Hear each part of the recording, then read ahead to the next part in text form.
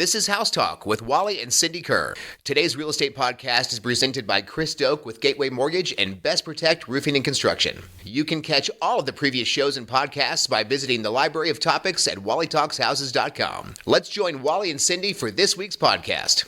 So that there's no confusion, I'm Wally. And I'm Cindy. Hey, how's everybody this week? Hope it's good for you. Let's talk some real estate and some fun stuff today. Cindy, you've got our opener today. What's going on? I do. I have a question for our listeners and wonder, have you ever needed a little alone time in your house, but there's just nowhere to go? I do. I come home, and sometimes I'll sit and watch TV in the evenings. That's my detox time. Maybe I've been talking all day and I just want to sit on the couch and watch something on TV. Yep. And I think for a lot of listeners, they have a house full of kids and pets and a spouse, and they just crave that alone time. Well, Costco has the answer. It's called their Solitude Shed. Sign me up. It's actually a step up from a shed with installation included, shipping, finished interior with drywall and insulation, and perhaps most impressive, a full electrical and lighting package. And it cost $2,454. I didn't hear anything about a porta potty in there. Did you guys ever hear for Cindy's Christmas present, like, if you listen to our radio show when we were live on the radio, but I bought Cindy a porta potty like 20 years ago because you guys know Cindy rides horses, and she was so excited about that porta potty. And when she opened it up, my family was like, "What is that, and why is she excited?" Well, let me explain. I take my horse on these overnight trips, sometimes multi-day trips, and I have a little living quarters, but it didn't have a bathroom in it, so I needed a little porta potty. So for me, out camping in the middle of the woods, that was like luxury, and I loved it. For our listeners, I have a secret. Don't tell anybody this. She wore out her porta potty and had to get another one. I had to buy another Moving one. on from that subject today, from porta potties, I want to remind everybody that our toy drive is on right now to help kids, and we are supporting the Center for Children and Families in Norman, and they take in not only housewives but children who are coming from abusive households. And we're also supporting the Children's Health Foundation, used to be called Children's Hospital Foundation. Yes. Now we've supported them for years and years, so bring a new unwrapped toy. Take it either to First Rate Title in Oklahoma City at 1325 North Broadway. That's on the north end of Automobile Alley. Or bring it to our main office, which is at 2500 McGee Drive in Norman. We will do that toy drive through the day before Thanksgiving, through November 27th. So please go pick up a $5, a $10, a $15 gift. Be a part of the season and drop something off at our office. Yes, absolutely. Okay, Cindy, here's today's question for you. How many homes do you think are for sale today? Let's do a 35-mile radius around downtown Oklahoma City. Okay. How many homes do you think are for sale that are listed for over $1 million? Let's say $1 million or higher in price. And you have not given me the answer to I have not given you this answer. We're going to play 21 questions so today. I got to think about that. Now, some will be on acreage, some will be in town, but how many homes? They could be condos, they could be townhomes. How many are for sale that are $1 million or above? If this were Southern California, I would say hundreds and hundreds, but I'm going to say maybe 75 or 100. How about 231 Wow, for sale now? Prizes. All right, here's question number 2. If there's 231 for sale, those are the ones for sale. How many do you think are actually under contract in the MLS right now? It's a pending sale. It hasn't closed yet. How many are pending right now over $1 million in that same 35-mile ring around downtown Oklahoma City? That's a tough price point. I'm going to say 25. You did good, 38. Okay. So just a little more than, actually that's nearly 20, about 20% of what's available. Okay, let's do some quick stats on these things. Okay, so out of the 231, how many of those do you think, don't look at my computer screen here, she's cheating, folks. I didn't see it. I forgot to bring in the blindfold. How many of those 231 homes that are listed for sale over $1 million in price or $1 million and above, how many of those are in Edmond? Ooh. Out of the 231, of course, we kind of know that Nichols Hills, Oklahoma City, Edmond has a lot of those more expensive homes. How many of those in Edmond do you think?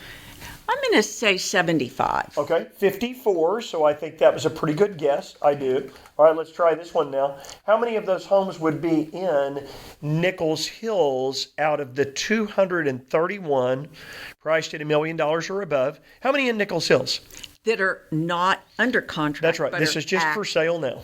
I'm going to say 10. Okay, good. Man, good guess. 12. Oh, wow. Okay. How about in Norman? Let's go to Norman. How many homes are available listed for sale at $1 million or above?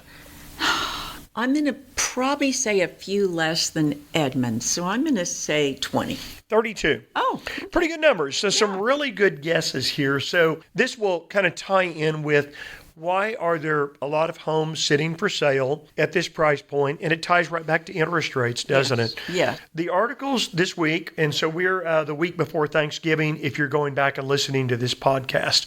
So Jerome Powell has said the labor market is cooled, but by no means is the labor market in trouble. And they wanted the labor market to cool a little bit because a hot labor market means prices are going up and companies are hiring and wages are going up and commodities are going up, and that leads to inflation, right? So really, it's probably good that the labor market is Probably good, that's right. What they also see is that inflation is averaging between about 3.3 and 3.6% per year. Where do they want inflation to be, Cindy? I thought more in the twos. 2%. They still don't think they've totally curbed inflation. What happens if they start dropping the rates? Then inflation, people will start buying. People and start spending money, and this is what we've Yes. been trying to kick. So we've been talking about this for over a year on Such a our show. fine balancing act, isn't Okay, so it doesn't look like now that the Fed will do a rate reduction in the month of December. Oh. Folks, I think that interest rates, the lowest, best rates you could find, probably in the 6.4 to 6.5% range. A lot of people are still going to pay 7, 7.25, maybe leaning toward a 7.5, depending on credit score, income, and debt to income ratio is a big one. Mm-hmm. How many debts do you have? What's your income? How do those weigh out against each other? Right, because somebody could have car payments, high car payments. Somebody could have alimony, child support, and somebody else may be debt-free. So that's a whole different picture. So here's the way this irons out. Probably over the next 60 to 90 days, you're probably not going to see much of a change in rates. Cindy, I have a prediction. In 2024, I know that it's been a slower year. We haven't served nearly as many families as we've been accustomed to serving in years past. And that's been because of interest rates, right? Right. And a lot of people sitting still, married to their mortgage rate, waiting for rates to come down. I have a prediction that even if rates don't come down much over the next 2 to 3 months, maybe 4 months, maybe they inch down just a little bit, I think people will get back in the marketplace. They'll be more accustomed to thinking that these are what rates are really supposed to be instead of 2 or 3 or 4%. You know, I think you're right, and I'll tell you why. Because life goes on. People get older. People need to downsize. People get married and have kids. Life changes, and I do believe that people are going to have, with this pent-up demand, they're going to have these needs, and they're really, when you think about historically, these rates aren't terrible. No, we've talked about that many times. I think it's just hard for people in their 20s and 30s, maybe even early 40s. They don't really relate to those interest rates in the past being at 8, 9, 10, 12, Right. 14% like grandma tells you. Yes. People just aren't accustomed to that. So I do think that people will return to the marketplace in 2025, and I think they're going to just have to adjust for their cost of living, for higher taxes, higher insurance. Maybe not buy that $550,000 home and instead buy one for 4.25 to keep it within their affordability range. You know, and we've talked about that. I think people are looking at how can they make do with less in terms of a floor plan that works. Maybe square footage being a little bit less, but the room count is what they need. Maybe it's an open floor plan, flex spaces. We've talked about that too. So I think people are more willing to look at how can I make this work with less dollars, because I am going to have to pay this interest rate. This is what House Talk is all about. We'll continually keep you updated in the future as to what rates are doing, but you can always rely rely on us to bring you